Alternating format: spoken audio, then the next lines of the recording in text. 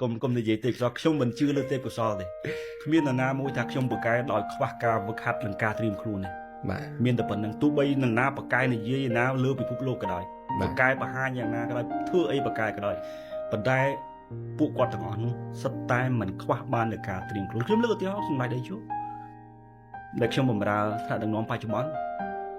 យើងមើលប្រជាជនខ្មែរណាថាមិនថាដៃជួសែនបកកែនិយាយមានទេពកោសលនៅពេលដែលនិយាយបើធ្វើឲ្យគេចូលចិត្តស្ដាប់សំឡេងរាជសីជាដើមប៉ុន្តែជាមេដឹកនាំមួយពូកែត្រៀមណាស់ត្រៀមខ្លួនត្រៀមទេពកោសលលោកមានហើយក៏ប៉ុន្តែលោកត្រៀមបន្ថែមទៀតត្រូវចំណុចណាគួរនិយាយចំណុចណាមិនគួរនិយាយ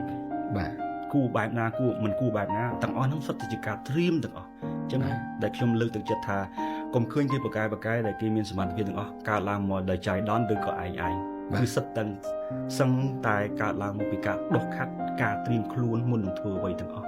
អាហ្នឹងទើបធ្វើទៅបានល្អបាទហើយ